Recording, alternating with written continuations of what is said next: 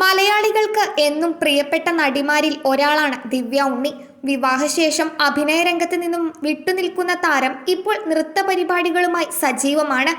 Bharatanatyam Guinness world record പരിപാടിക്കായി കൊച്ചിയിലെത്തിയ ദിവ്യ വിവിധ ചാനലുകൾക്ക് നൽകിയ അഭിമുഖങ്ങളിൽ തന്റെ പഴയ സിനിമാ വിശേഷങ്ങളും പങ്കുവെക്കുന്നുണ്ട്. ഏതാനും ചിത്രങ്ങളിൽ ബാലതാരമായി അഭിനയിച്ചിട്ടുണ്ടെങ്കിലും 1996 പുറത്തിറങ്ങിയ കല്യാണ സൗഗന്ധികം എന്ന ചിത്രത്തിലൂടെയാണ് ദിവ്യ ഉണ്ണി നായിക നിരയിലേക്ക് ഉയരുന്നത്.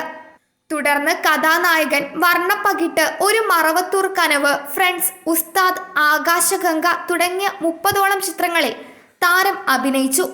മലയാളത്തിന് പുറമെ കന്നഡയിലും തമിഴിലും ഏതാനും ചിത്രങ്ങളിലും ദിവ്യ ഉണ്ണി പ്രവർത്തിച്ചിരുന്നു. ദിവ്യ ഉണ്ണി സിനിമയിൽ സജീവമാകുന്ന അതേ കാലയളവിൽ തന്നെയാണ് മഞ്ജു വാര്യരും മികച്ച വേഷങ്ങളുമായി ശ്രദ്ധേയമാകുന്നത്. ഇതോടെ മഞ്ജു വാര്യരും ദിവ്യ ഉണ്ണിയും തമ്മിൽ ഒരു മത്സരമുണ്ടെന്ന രീതിയിലുള്ള പ്രചരണം അന്നു മുതൽ തന്നെ ഉണ്ടായിരുന്നു. ഇപ്പോഴിതാ ഈ വിഷയത്തിലടക്കമുള്ള തന്റെ ഭാഗം വ്യക്തമാക്കുകയാണ് ദിവ്യ ഉണ്ണി. ആരുമായിട്ടും മത്സരമൊന്നും ഉണ്ടായിട്ടില്ല, അങ്ങനെ ഉണ്ടാവുകയുമില്ല. നമ്മളെ ഏൽപ്പിക്കുന്ന കാര്യത്തിൽ ഏറ്റവും മികച്ച റിസൾട്ട് നൽകിയാലാണല്ലോ വളർച്ചയുണ്ടാകുക. ആ ഒരു ചിന്താഗതിയിലാണ് ഓടിക്കൊണ്ടിരുന്നത്.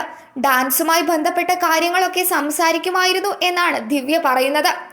അതേസമയം മഞ്ജു വാര്യരും ദിവ്യ ഉണ്ണിയും തമ്മിൽ സിനിമാ സെറ്റിൽ വെച്ച് വഴക്കിട്ടെന്ന രീതിയിലുള്ള പ്രചരണം സിനിമാ മേഖലയിൽ പണ്ടുമുതൽ തന്നെയുണ്ട്.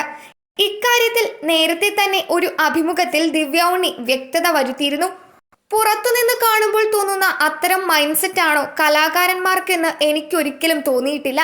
ഞാനൊക്കെ ചെയ്തുകൊണ്ടിരുന്ന സമയത്ത് ക്യാപ്റ്റൻ സംവിധായകനാണ്, അദ്ദേഹവും പ്രൊഡ്യൂസറും ഒരു ധാരണയിലെത്തിയാണ് അവരുടെ മനസ്സിൽ തെളിയുന്ന മുഖങ്ങളെ വിളിക്കുന്നത് എന്നായിരുന്നു അന്ന് ദിവ്യ ഉണ്ണി നൽകിയ മറുപടി.